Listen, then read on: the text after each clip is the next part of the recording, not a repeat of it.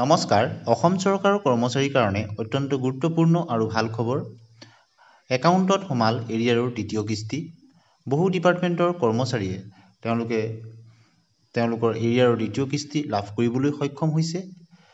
গতিকে আপুনি কোন ডিপাৰ্টমেণ্টত কৰ্মৰত অসম চৰকাৰ আৰু এৰিয়াৰৰ দ্বিতীয় কিস্তি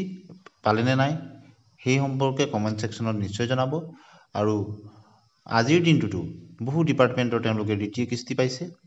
আৰু পূৰ্বৰ বহু ভিডিঅ'ত কমেণ্ট ছেকশ্যনত তেওঁলোকে লিখিছিল যে তেওঁলোকে প্ৰথম কিস্তি লাভ কৰা নাই গতিকে তেওঁলোকে দুইটা কিস্তি একেলগে পোৱাৰ পূৰ্ণ সম্ভাৱনা আছে গতিকে অসম চৰকাৰৰ যি ডিএ এৰিয়াৰৰ দ্বিতীয় কিস্তি কৰ্মচাৰীসকলে বহু ডিপাৰ্টমেণ্টে লাভ কৰিছে গতিকে ই এটা অত্যন্ত সুখবৰ লগতে আছে অন্য এটা খবৰ ইতিমধ্যে নতুন বছৰ সোমোৱাৰ লগে লগে পুনৰ 3% বা 4% ডিএ বৃদ্ধিৰ ভাল খবৰ অহাৰ সম্ভাৱনা আছে ইতিমধ্যে নৱেম্বৰ মাহলৈকে অল ইণ্ডিয়া কনজিউমাৰ প্ৰাইচ ইণ্ডেক্সৰ সূচকাংক প্ৰকাশ পাইছে যাৰ অনুযায়ী সূচকাংক নৱেম্বৰ মাহত স্থিৰ হৈ আছে যদিও 3% বৃদ্ধি হোৱাৰ পূৰ্ণ সম্ভাৱনা আছে আৰু ডিচেম্বৰ মাহৰ সূচকাংক প্ৰকাশ পালেই অফিচিয়েলি তাক প্ৰকাশ কৰিব গতিকে আৰু যিটো আপোনালোকৰ ঘোষণা হ'বগৈ